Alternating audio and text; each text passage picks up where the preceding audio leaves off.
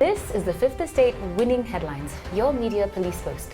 In this segment, we summarize some of the headlines that you might have missed this morning. We also take a look at the political pieces that we call cartoons in this country. Today is the 23rd of June 2021, and I am Miss K. And I am JM. In case you missed the headlines this morning, here they are in the Daily Nation. MPs block tax on bread, boda boda. In the Standard, Wajiko wins as MPs reject Yatani taxes. And in the Star, Ruto plans to pick ex-CS Kunjuri as his running mate. Quite a mouthful for all the three. Yes. That's interesting. Let's begin with the Star newspaper. Yeah. And that's what I'm inspired by today. Now, this headline, which was most probably, paid for by its beneficiary, tells us two things that are worth of note. Number one, it is Kunjuli for running mate for William Ruto. Number two, William Ruto has embraced BBI wholeheartedly. He's in particular supporting the whole idea of creating the post of chief minister, whatever that is, if they win in the 2022 election. So today, I would like to talk about electability. And I'd like to talk about this in the context of succession politics within the Mount Kenya region. Electability is about possessing the attributes which make it plausible for your candidature to succeed as president. Generally speaking, it is about three things: image, money, and message. Number one, image. Image is about being attractive politically. Yes. And physically too. Oh, yeah. Or if not, then making up for it by being charming. Image is about projecting the personal characteristics that enable the public to envision you as president. Absolutely. Now, does Mwangi Kiunjuli or Rigathi Gachagua or Moses Kuria or Ndindi Nyoro give you that image? Oh my goodness, absolutely not. Absolutely not. In fact, Tanga would rather even tell us Alice Wahome. I could envision Alice Wahome as my deputy president or as my president, but none of these other comedians who are busy pimping themselves about town. Number two, money. Money, or as we call it here in the Photo School government, Kenya shilling. Are any of these men men of means? Not the slightest. Which means that if they run on a ticket with the deputy president, they will be looking after the interests of the deputy president and not the Gamma nation. Wow. Number three, message. Message matters most in an election. Campaigns are about two things in regard to message: confirming the opinion of the electorate or attempting to sell a new narrative to the electorate.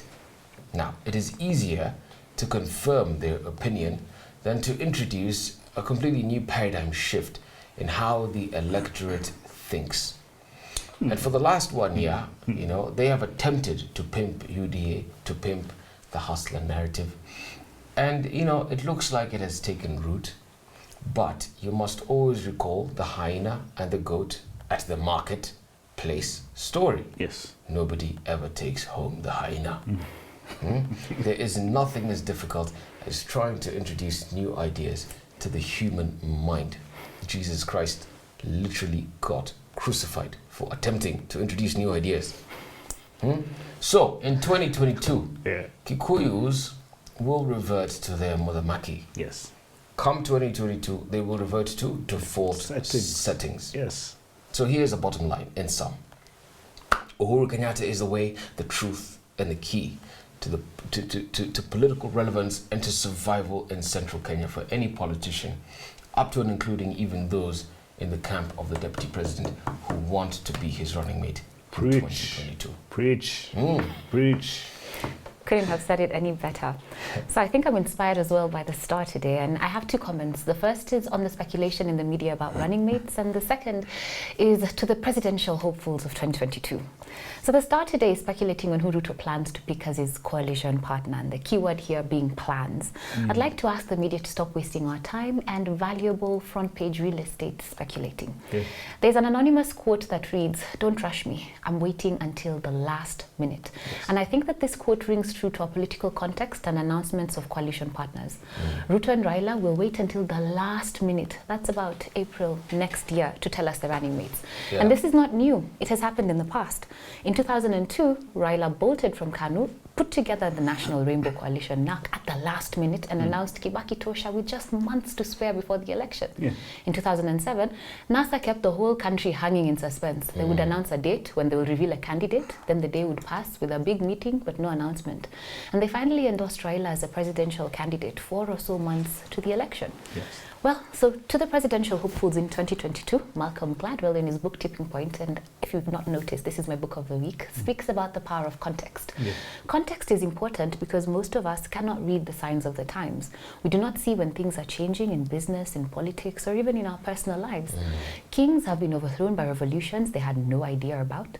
Presidents have had to flee their capitals because of uprisings they did not expect, and corporate giants have fallen because they just never saw it coming. That's right. So those who survive change do so because they have learned to live in constant fear of a changing context. And as Thomas Hardy said, fear is the mother of foresight. The question then is, does Ruto or Raila experience fear? Specifically Ruto, I think Raila does, otherwise we wouldn't have a handshake. And if they do not experience fear, will they know if the context changes in favor of their opponent? Fear is the mother of foresight. That's beautiful. That is deep. That's profound fantastic. stuff. There you go. Okay. Now, today, I will read you a story known as the Diary of the Madman. Once upon a time in Russia, there lived a man called Aksenti Ivanovich Popreshin. He was a civil servant. Now, Ivanovich was in love with his boss's daughter. Her name was Sophie. Sophie drove Ivanovich crazy. He used to say things like, "A footman opened the carriage door and out she fluttered, just like a bird." The man was whipped. But the beautiful girl took no note of him, and this drove him mad. So he decided to write a diary, where his slow decline into insanity was all too clear.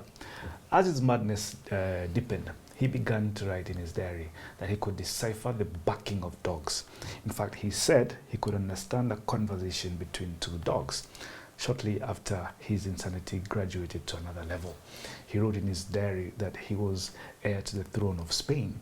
He actually made himself the Spanish royal uniform so that people could recognize him as the king of Spain. So what's the point of the Diary of a Madman's story? Remember the tweets last week written in Gikuyu by William Ruto?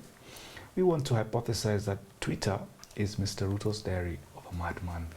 And that's because just like Sophie made Ivanovich mad, the House of Mobi has made Ruto mad. And he's telling us about it.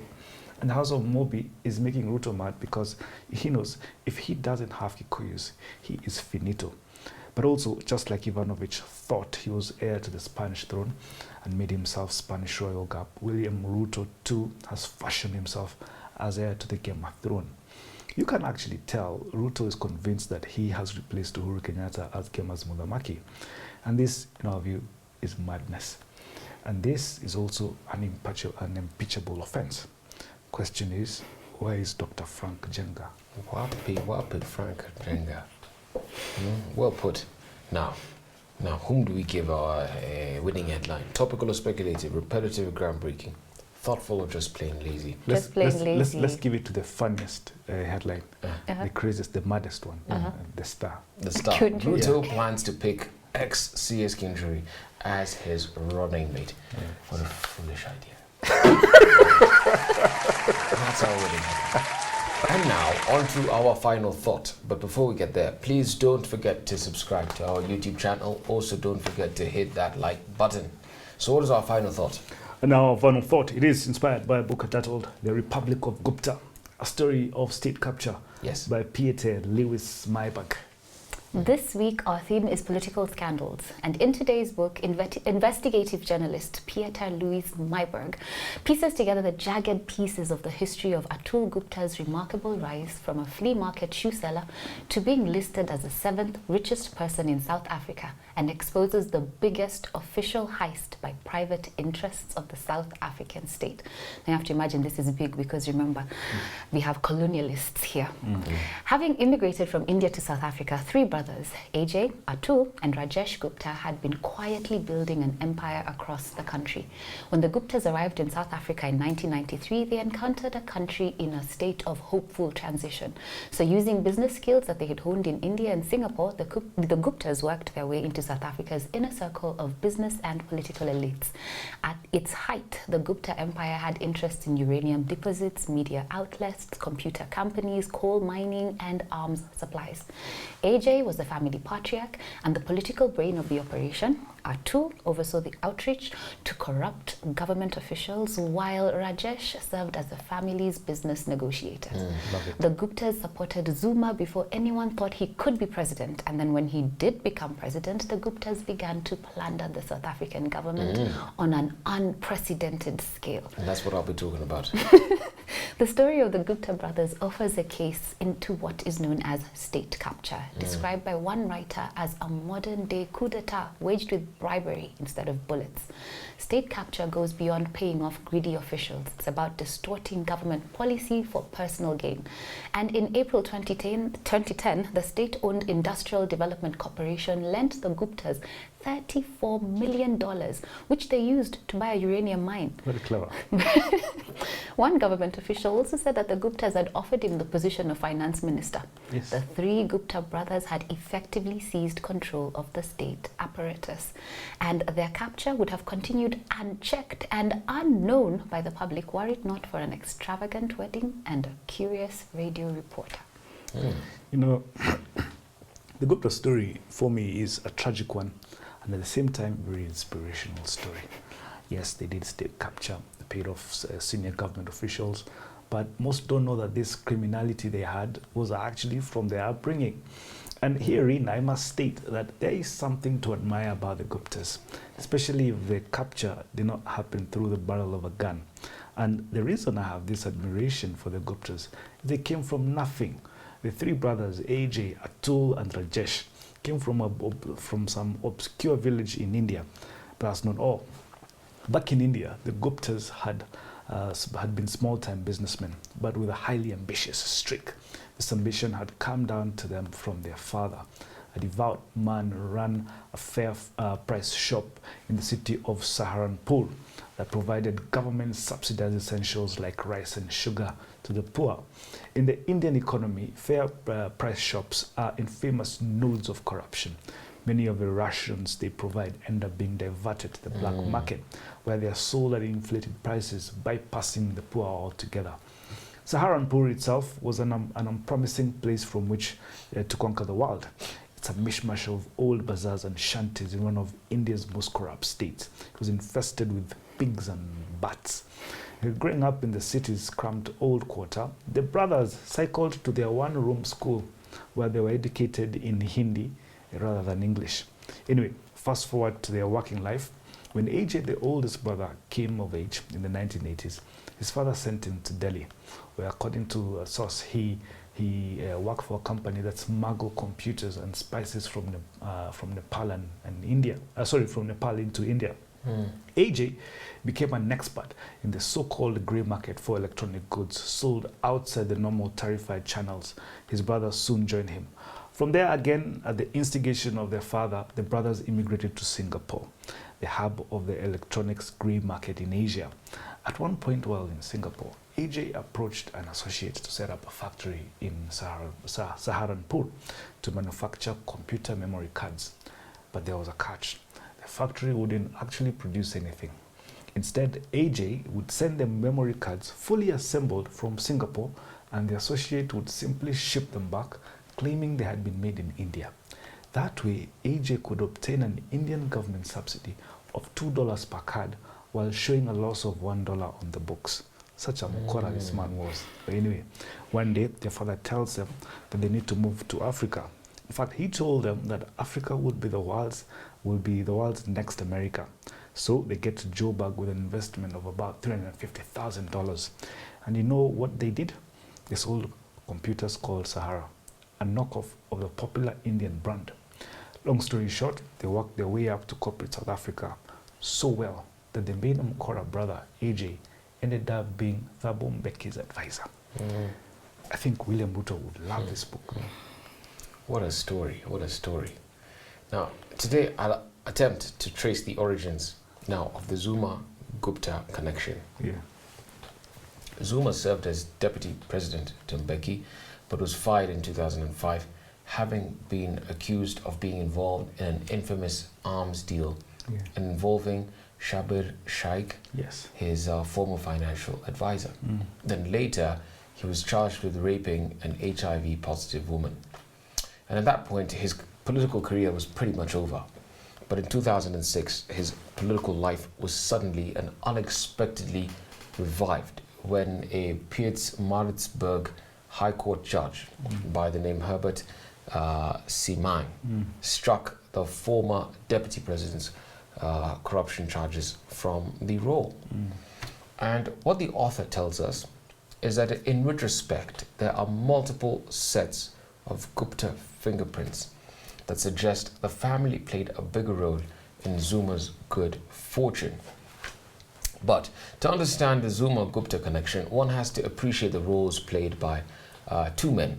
The first, Lazarus Zim, a South African business magnate, and the second, Tokyo Sexwale. Sexwale, no, Sexwale.